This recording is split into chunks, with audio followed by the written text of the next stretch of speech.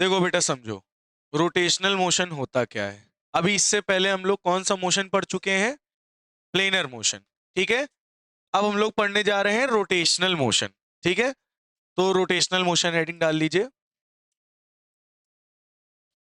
Rotational motion. कौन सा motion बेटा?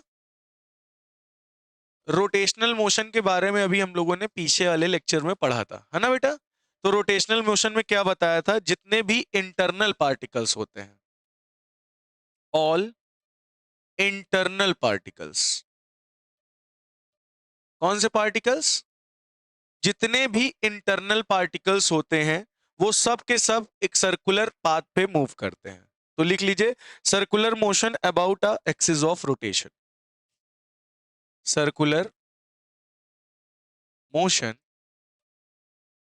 About axis of rotation. क्या बोला हमने? ध्यान से सुनिएगा। जितने भी इंटरनल पार्टिकल्स होते हैं, जैसे कि एग्जांपल हम ले लेते हैं एक बार। इस बार का ये वाला पॉइंट हम फिक्स कर लेते हैं और इसकी ये हो गई एक्सिस। क्या हो गई? एक्सिस। अब इसको हम धक्का मारेंगे तो तेजी से ऐसे घूम के आएगा ना वापस, ऐसे यहां पे आएगा कि नहीं आएगा? तो ये घूमेगा तो इसका ये पार्टिकल इधर मोशन कर रहा है, ये वाला पार्टिकल ऐसे मोशन कर रहा है, ये वाला पार्टिकल ऐसे मोशन कर रहा है, ये वाला पार्टिकल ऐसे मोशन कर रहा है, ये वाला पार्टिकल ये मोशन करेगा, ये वाला पार्टिकल यहां मोशन करेगा। क्या कहते हो?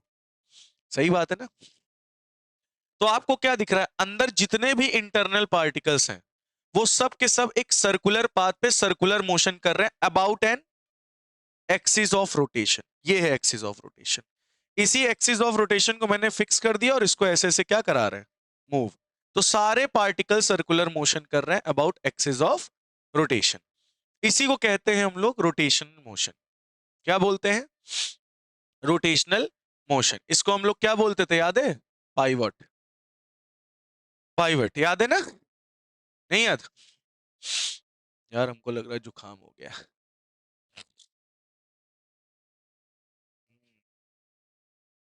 अब नीट ही लेनी पड़ेगी। तो एक बात याद रखने, रोटेशनल मोशन कभी भी जरूरी नहीं है कि एक्सिस से ही हो। अच्छा, ठीक है, ये चीज फिक्स नहीं है कि आपका रोटेशनल मोशन कभी एक एक्सिस पे ही हो। क्या हो? एक्सिस। ठीक है, लिख लीजिए, not compulsory, not compulsory that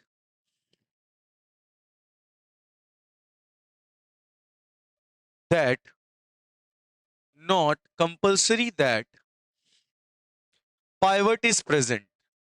pivot is present.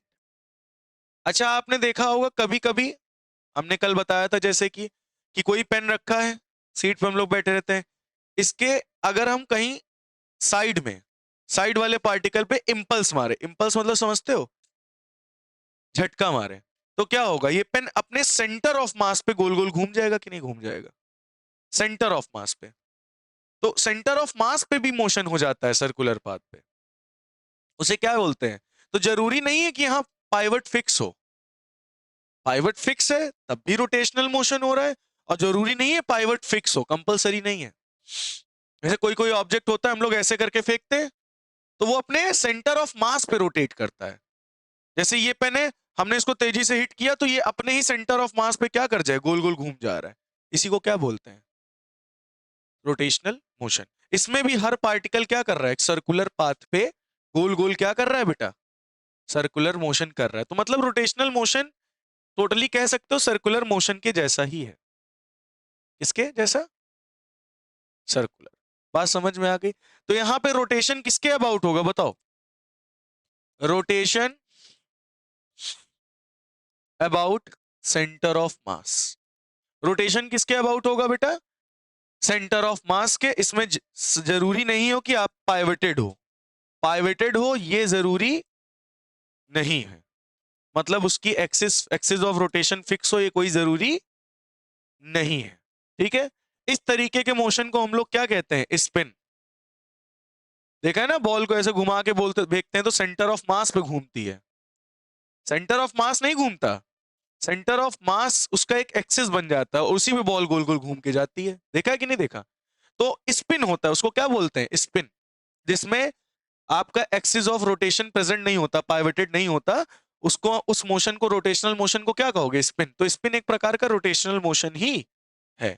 क्या है बेटा? ये रोटेशनल मोशन ही है। ठीक है, कोई बॉडी अगर सेंटर ऑफ मास पे रोटेट कर रही है तो उसे क्या बोलोगे? स्पिन कर रही है। उसमें कोई पाइवटेड नहीं है, कोई भी पाइवट एक्सिस ऑफ रोटेशन नहीं है। ठीक है, नोट कर लीजिए इतना। आ गई है ये बात, समझ में आ गई? तो बेटा रोटेशनल मोशन क्या होता है? जितने भी पार्टिकल्स होते हैं वो सारे के सारे पार्टिकल एक सर्कुलर पाथ पे गोल गोल क्या करते हैं? एज अ सर्कुलर मोशन करते हैं about an axis of rotation, मतलब फिक्स पॉइंट पे। अब लेकिन जरूरी नहीं है कि फिक्स पॉइंट हो, कभी कभी कोई ऑब्जेक्ट होता है उसको हिट करो तो सेंटर ऑफ मास पे भी गोल गोल घूमने लगता है। सेंटर ऑफ मास उसकी बन जाती है एक्सिस और गोल गोल घूमने लगता है। समझ में आ रही बात? तो पाइवट होना कंपलसरी नहीं है, उसको स्पिन कहते हैं। क्या बोलते हैं? स्पिन। नहीं समझे? जैसे कि एग्जांपल मैं तुम्हें देता हूं। हम्म अब जैसे आपके पास ये है बॉटल। अब देखना जरा, मैं इसके इस साइड पे झटका दूंगा, है, देखना, देखो घूमी कि नहीं घूमी? इसके भी पार्टिकल घूमे लेकिन एक एक्सिस का, किसके बेसिस पर? Centre of mass. एक एग्जांपल और देते हैं इसकी बॉटल से। देखो, देखो, ये देखो, घूमी कि नहीं घूमी? इसको कहते हैं स्पिन। यहां पे कोई एक्सिस ऑफ रोटेशन फिक्स है क्या? नहीं, सेंटर ऑफ मास के बेसिस पर ये रोटेट कर रहा है। इसका एक्सिस क्या है? Centre of mass. देखा कि नहीं देखा? ये तो ये जो स्पिन है इसको भी रोटेशनल मोशन ही कहते हैं। क्या बोलते हैं? Rotational motion. जरूरी नहीं है कि आपका एक्सिस फिक्स ही हो, सेंटर ऑफ मास पे भी क्या कर सकता है? Rotation about centre of mass पे भी हो सकता है। क्या ये बात आपको समझ में आ गई है? क्लियर हो गई है बात? मतलब ये कहना चाह रहे हैं हम, ये बार था,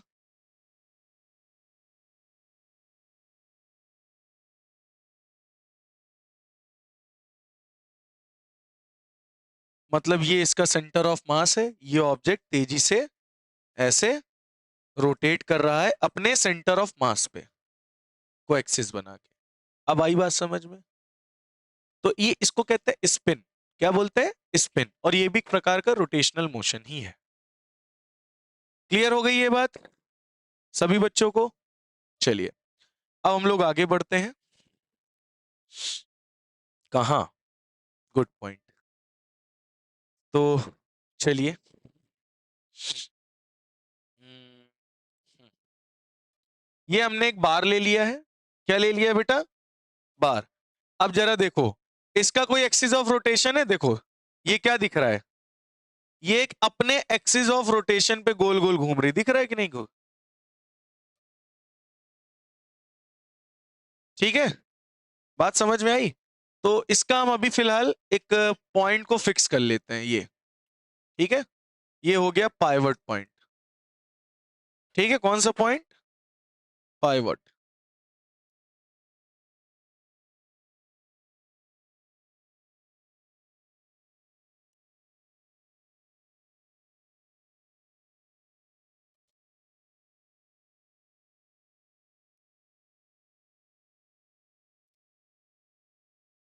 अब देखो जरा ध्यान से,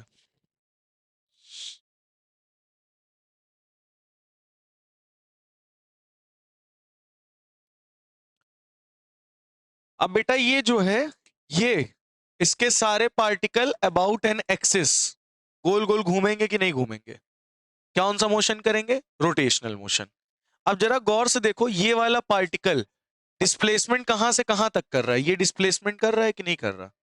कर रहा है ना? तो अब हम लोग क्या पढ़ने जा रहे हैं? हम लोग अब लीनियर और एंगुलर टर्म्स के बारे में सीखेंगे। किसके बारे में? लीनियर और angular. What is the difference between linear and angular? जैसे कि फॉर एग्जाम्पल, मैं अगर कहूं कि ये पार्टिकल यहां से यहां तक की डिस्प्लेसमेंट करके गया, तो ये डिस्प्लेसमेंट लीनियर डिस्प्लेसमेंट है। कौन सा डिस्प्लेसमेंट है? लीनियर डिस्प्लेसमेंट है। लेकिन अगर मैं कहूं कितने थीटा एंगल गया, तो ये थीटा जितने भी एंगल गए इसको कहेंगे एंगुलर डिस्प्लेसमेंट। नहीं समझे? डिस्प्लेसमेंट तो ये हुआ लीनियर, लेकिन मेरी मुंडी भी तो ऐसे गई, कुछ एंगल थीटा एंगल ऊपर ऐसे करके, तो जो थीटा एंगल गई वो कौन सा एंगल है? Angular displacement. कौन सा है? Angular displacement. और एंगुलर डिस्प्लेसमेंट की डायरेक्शन क्या है, कोई बता पाएगा? जी, राइट हैंड थंब रूल से हम निकालते हैं। कौन सा रूल? मोशन किधर हो रहा है? इधर। तो थीटा की डायरेक्शन किधर है? बाहर। About axis of rotation. Theta की डायरेक्शन क्या है? About axis of rotation. अगर इधर हो रहा होता तो थीटा की डायरेक्शन एंगुलर डिस्प्लेसमेंट की इनर होती। बात समझ में आ गई या नहीं? अच्छा, लीनियर डिस्प्लेसमेंट समझ में आ गया। ये जो मोशन कर रहा है यहां से यहां जा रहा है, ये लीनियर है। और ये कौन सा डिस्प्लेसमेंट है? Angular displacement. ठीक है। इसी तरह से मैं अगर बात करूं तो इसकी वेलोसिटी क्या होगी? लीनियर वेलोसिटी होगी v, लेकिन कुछ ना कुछ इसकी कौन सी वेलोसिटी होगी? एंगुलर वेलोसिटी भी होगी, उसको हम लोग ओमेगा कहेंगे। अब मैं पूछूं एंगुलर वेलोसिटी की डायरेक्शन क्या है, तुम कहोगे ये, और बुक्स में ऐसे ही लिखा रहता है कहीं कहीं पर ओमेगा। ये नहीं है डायरेक्शन, इसको भी हम राइट हैंड थंब रूल से निकालेंगे। मोशन इधर हो रहा है तो ओमेगा की डायरेक्शन क्या होगी एंगुलर वेलोसिटी की? बाहर। समझ में आई बात? हंस रहा है। ठीक है। तो लीनियर वेलोसिटी क्या है? v। तो एंगुलर वेलोसिटी क्या होगी? ओमेगा। क्या होगी? ओमेगा। अच्छा, अब ये सर्कुलर मोशन हो रहा है, ये पार्टिकल कौन सा मोशन कर रहा है? सर्कुलर मोशन कर रहा है।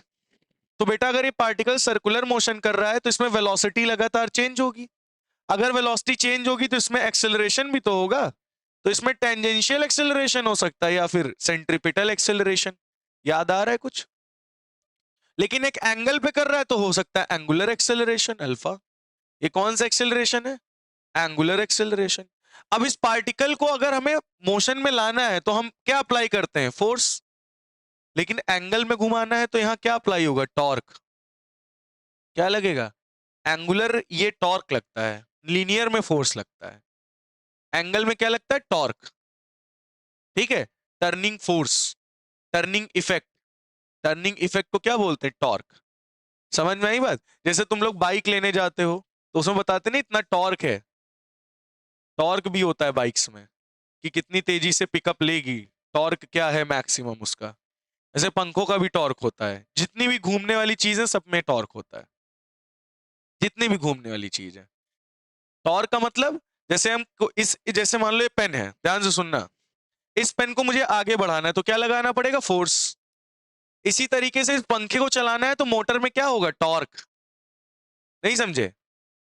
हाँ, झटका, झटका नहीं, इंपल्स होता है वो तो। जैसे इस पेन को मुझे आगे बढ़ाना है तो मैं क्या लगा रहा हूं? फोर्स। इसी तरह इस पेन को अगर घुमाना है तो मुझे क्या जनरेट करना पड़ेगा? टॉर्क। लीनियर में हम फोर्स लगाते हैं, लेकिन घुमाने के लिए कोई ऑब्जेक्ट को टॉर्क लगाते हैं, टॉर्क लगता है। फोर्स जैसे लीनियर में फोर्स लगता है वैसे एंगुलर में टॉर्क लगता है। ठीक है। और जैसे पंखा तुरंत नहीं घूमता, इसका टॉर्क कम है, पंखा धीरे धीरे चालू होता है फिर बाद में स्पीड पकड़ता है। समझ में आई बात? इससे तेज तो अखिलेश घूम लेता है। समझ में आई बात कि नहीं आई? ठीक है। इसी तरह से हम लोग में ऑब्जेक्ट क्या, वो मास होता है ना? क्या होता है? मास होता है। इसी तरह एंगुलर में होता है मोमेंट ऑफ इनर्शिया। क्या होता है बेटा? Moment of inertia. हाँ। चलो सुनो, अभी उसको खातिन जब तक जमा नहीं करा देंगे तब तक मैं नहीं बोलूंगा कुछ। तो नॉर्मली मास होता है लीनियर में, लीनियर में क्या होता है? मास। एंगुलर में होता है मोमेंट ऑफ इनर्शिया। मास की जगह पर क्या यूज करेंगे हम? Moment of inertia. और एफ की जगह क्या यूज करेंगे? टाउ। अब जैसे लीनियर में हम लोग लीनियर मोमेंटम को क्या लिखते हैं? पी। इसी तरह एंगल में एंगुलर मोमेंटम होता है एल। एंगुलर मोमेंटम, एल का मतलब क्या है? Angular, angular momentum, moment, moment, moment, that, that, moment, momentum. समझ में आ गई बात? क्लियर हो गया? नोट कर लीजिए इतना।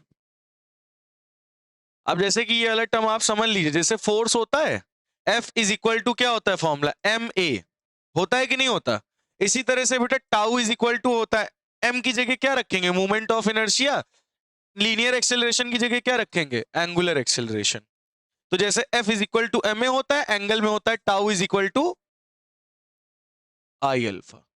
आई क्या है, मोमेंट ऑफ इनर्शिया, अल्फा क्या है, हाँ हाँ, इसको कहते हैं एनालॉगी। आप कंपेयर कर रहे हो यहाँ पे, एनालॉगी सुना होगा ना वर्ड, कंपैरिजन करके समझाने को क्या बोलता है, एनालॉगी। एनालॉगी, ANALOGY, एनालॉजी, है ना। तुमको पता रहा, तुम यही बोलियो तुमको यही वर्ड समझ में आएगा अब बेटा हम लोग पता है क्या पढ़ने जा रहे हैं, इंट्रोडक्शन। कह दो अभी तक क्या कर रहे थे। Introduction to theta, S, V, alpha, AC, AT, है ना।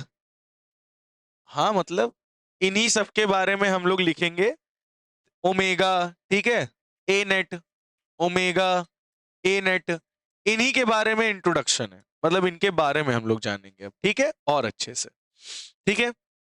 जैसे कि ध्यान से सुनिएगा, जैसे ये बार था, इसका ये एक्सिस ऑफ रोटेशन है, और यहां पे ये ऐसे घूम गया, ठीक है, ये घूम गया, कुछ ज्यादा ही घूम गया, ठीक है। तो इसका डिस्प्लेसमेंट कितना हुआ, एस, रेडियस कितनी है, आर, रेडियस कितनी है, आर, एंगल कितना है, एंगुलर डिस्प्लेसमेंट थीटा। तो इन सब में रिलेशन क्या हुआ, S is equal to R theta. आपको अगर आपने सर्कुलर मोशन जब मैंने पढ़ाया था तो आपको याद होगा, एस इज इक्वल टू क्या आता है, नहीं है याद हो तो theta is equal to arc upon radius. तो एस इज इक्वल टू क्या हो जाएगा, आर थीटा। बोलो समझ में आया या नहीं आया, क्लियर हुआ बेटा।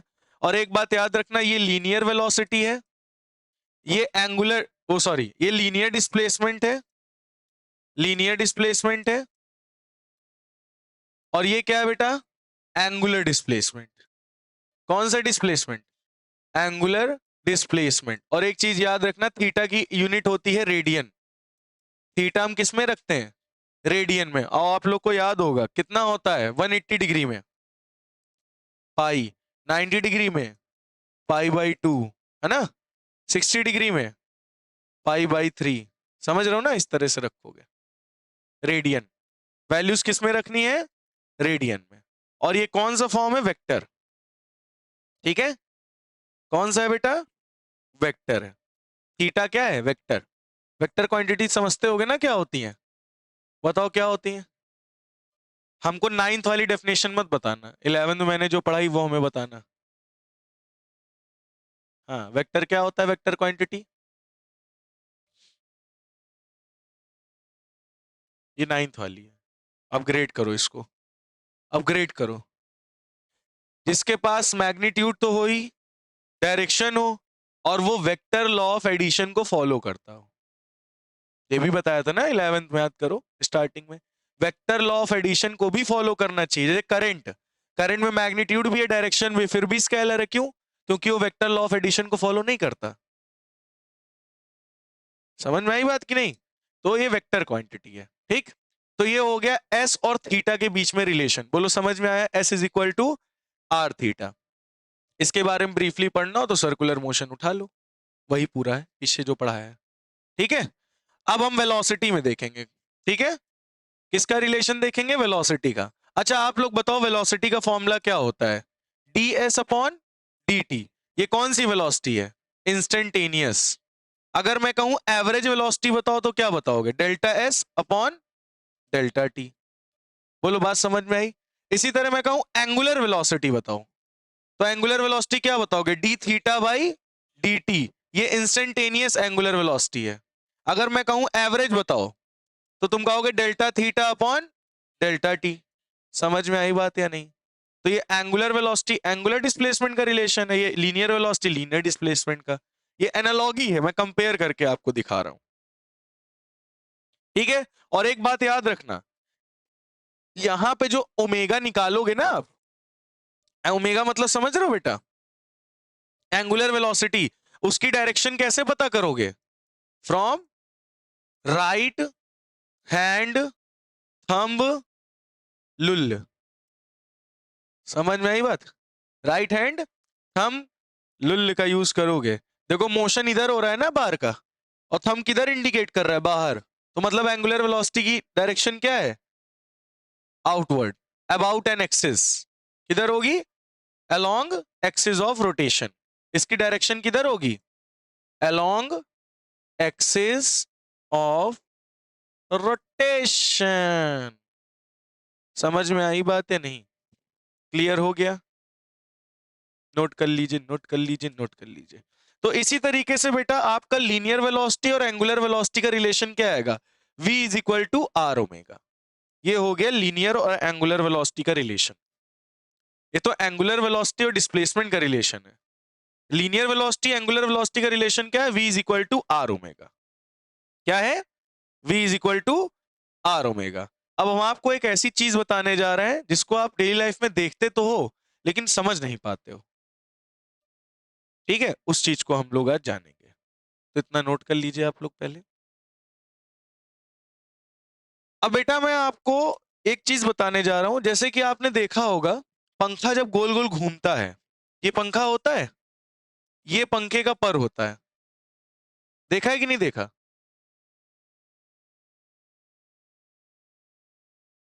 पंखा है का है बना, छोटा वाला, चार पंखा। अच्छा तुम जब पंखे को इस वाले हिस्से को देखने की कोशिश करते हो तो इसकी वेलोसिटी बहुत ज्यादा होती है। तुम ये वाला हिस्सा कभी भी पंखे का नहीं देख पाओगे, लेकिन ये वाला हिस्सा आपको बराबर दिखता है जब पंखा घूमता है। कभी गौर किया है? नहीं गौर किया? रुको मैं आपको दिखाता हूं, एक मिनट। चलो, तो बेटा जब हम लोग पंखा घूमते हुए देखते हैं तो आपने देखा ना, जब पंखा घूमता है तो यहाँ की वेलोसिटी बहुत ज्यादा तेज होती है, लगती है ना? और यहाँ का ये वाला फेज हमें दिखाई पड़ता है, मतलब यहाँ की वेलोसिटी कम होती है। इसी चीज को हम समझने जा रहे हैं। जैसे कि हमने क्या किया, ध्यान से सुनिएगा। हमने एक डिस्क लिया और उस डिस्क का सेंटर हमने फिक्स कर दिया। फिक्स करने के बाद इस डिस्क को तेजी से नचा दिया। ग्राइंडर देखा है ना? ग्राइंडर का बीच वाला पार्ट में डाल के उसको कीला से टाइट कर देते हो, फिर ग्राइंडर का ये वाला हिस्सा तेजी से घूमता है, गोल गोल डिस्क। क्यों भैया महत? घूमेगा कि नहीं घूमेगा तेजी से? यहां पे हम दो पॉइंट लेट कर लेते हैं। एक पॉइंट हम ये मान लेते हैं ए, एक पॉइंट हम मान लेते हैं ये बी। ठीक है, अब पॉइंट ए जब आगे बढ़ेगा, जब पॉइंट ए आगे बढ़ के यहां आएगा तो उसी समय पॉइंट बी भी तो यहां से आगे बढ़ के यहां आएगा, सेम टाइम पे आएगा या नहीं आएगा? तो मान लो ये आया 30 डिग्री, 30 डिग्री आया कितने सेकंड में? एक सेकंड में मान लो। तो ए पॉइंट अगर 30 डिग्री एंगुलर डिस्प्लेसमेंट कर रहा है एक सेकंड में, तो पॉइंट बी भी 30 डिग्री करेगा एक सेकंड में, है ना? तो हम कह सकते हैं इसकी जो एंगुलर वेलोसिटी है ओमेगा, क्या है? Omega is same for all points. Omega is same for all points. Omega is same for all points of rotating body, of rotating body. आप फिर से देखो, ए पॉइंट जब यहां से यहां आया एक सेकंड में 30 डिग्री एंगुलर डिस्प्लेसमेंट किया, उसी समय बी पॉइंट भी यहां से यहां आया 30 डिग्री का रोटेशन किया एक सेकंड में। इसका मतलब एंगुलर वेलोसिटी ए पॉइंट और बी पॉइंट की क्या है? सेम। मतलब जो ये पंखे का पर चल रहा होगा, ये जो पंखे का पर घूम रहा होगा तेजी से, उसका ये वाला पॉइंट चाहे ये पॉइंट चाहे ये पॉइंट चाहे ये पॉइंट चाहे ये पॉइंट, सब की एंगुलर वेलोसिटी क्या होगी? Omega omega omega omega omega. मतलब एंगुलर वेलोसिटी सेम होगी। अगर ए पॉइंट 30 डिग्री एक सेकंड में चल रहा तो बी वाला भी 30 डिग्री एक सेकंड में चलेगा, सी वाला भी 30 डिग्री एक सेकंड में चलेगा, डी वाला भी 1 डिग्री एक सेकंड में चलेगा, जेड वाला भी 1 डिग्री, वो 30 डिग्री एक सेकंड में चलेगा। मतलब सबकी एंगुलर वेलोसिटी क्या होगी? सारे पॉइंट्स की एंगुलर वेलोसिटी सेम होगी। क्या होगी बेटा? मतलब हम कह सकते हैं omega of A point 30 degree पर second, omega of point B 30 degree 1 second. मतलब ओमेगा क्या होता है? Theta upon time. यही तो होता है change in displacement, angular displacement upon time. Angular displacement upon, तो एंगुलर डिस्प्लेसमेंट कितना हुआ? 30 डिग्री, और कितने सेकंड में? 1 सेकंड में। तो ए का और बी का दोनों का एंगुलर डिस्प्लेसमेंट क्या, एंगुलर वेलोसिटी क्या आ रही है? सेम। तो एंगुलर वेलोसिटी हर पॉइंट की, रोटेटिंग बॉडी के हर पॉइंट की एंगुलर वेलोसिटी क्या होगी? सेम। ये बात कितने बच्चों को समझ में आई? बोलो, क्या ये बात क्लियर हुई या नहीं हुई? लेकिन अगर मैं वेलोसिटी की बात करूं, किसकी बेटा? वेलोसिटी का फॉर्मूला होता है v is equal to R omega. जरा गौर से देखना फिर लिखना। अब बेटा गौर से सुनो, यहां से b तक की दूरी, a तक की दूरी क्या है? r1, और b तक की दूरी क्या है? r2। तो हम a पॉइंट के लिए अगर वेलोसिटी लिखें तो क्या लिखेंगे? v1 is equal to r1 omega, और b पॉइंट के लिए वेलोसिटी लिखेंगे तो v2 is equal to r2 omega. और इसमें कौन ग्रेटर है? r1 ग्रेटर है r2 से। अगर r1 ग्रेटर है तो वेलोसिटी v1 की क्या होगी? v2 से ज्यादा होगी। आप देख सकते हो इस रिलेशन से a वाले की वेलोसिटी बहुत ज्यादा है b वाले की वेलोसिटी से। इसीलिए जब हम कोई लंगड़ लंगड़ खेलो ना, लंगड़ पेच, एक धागा लेते हैं उसमें आगे ईंटा बांध देते हैं। ईंटा बांध के ध्यान से सुनो, हम ईंटा बांधित रहे, हम लोग अल्ट्रा प्रो वाले रहे।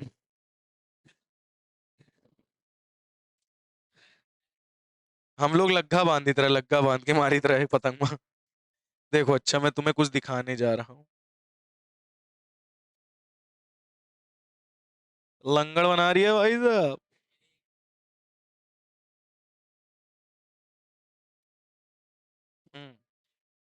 देखो सुनो, ये देखो मैं इसको अभी घुमा रहा हूं, इसकी वेलोसिटी क्या लग रही? उतनी तेज नहीं लग रही होगी ना। अब देखो, अब वेलोसिटी देखो, जैसे जैसे लेंथ बढ़ा रहे हैं वैसे वैसे वेलोसिटी क्या लग रही?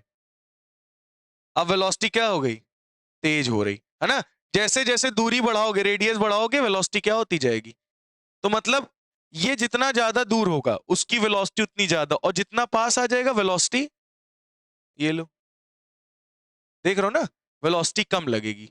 तो R1 जितना ज्यादा होगा वेलोसिटी उतनी ज्यादा, R2 जितना छोटा होगा वेलोसिटी उतनी कम। तो हर एक पार्टिकल की वेलोसिटी क्या होगी? अलग अलग। और सबसे ज्यादा वेलोसिटी किस पार्टिकल की होगी? एकदम एंड वाले की। सबसे कम वेलोसिटी किसकी होगी? एकदम सेंटर के जो पास है। और पाइवट की वेलोसिटी क्या होगी? पाइवट की, एक्सिस की, 0। वो तो घूमेगा ही ना। पाइवट की वेलोसिटी क्या होगी? ये धीरे धीरे पास आओगे तो वेलोसिटी कम होती जाएगी, पाइवट पे 0 हो जाएगी। समझ में आ गई बात इतनी या नहीं?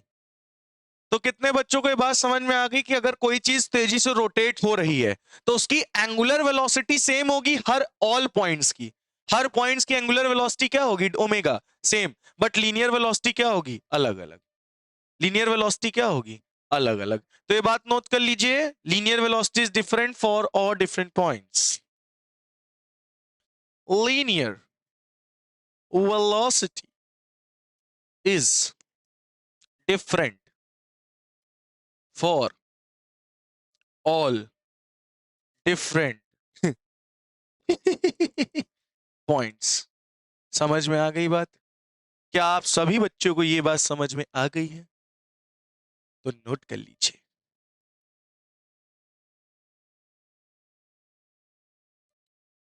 अब मैं आपसे पूछने जा रहा हूं, ओमेगा क्या होगा पाइवट का? 0। क्या होगा? 0। 0/0। समझ में आ गई बात है नहीं? तो अगर आपसे पूछी जाए ए और बी में सबसे ज्यादा वेलोसिटी किसकी है, तो आप कहोगे ए की वेलोसिटी बी से ज्यादा है, क्योंकि रेडियस ए की रेडियस बी से ज्यादा है। दूरी जितनी ज्यादा वेलोसिटी उतनी ज्यादा, दूरी जितनी कम वेलोसिटी उतनी कम। बोलो समझ में आ गया? नोट कर लो।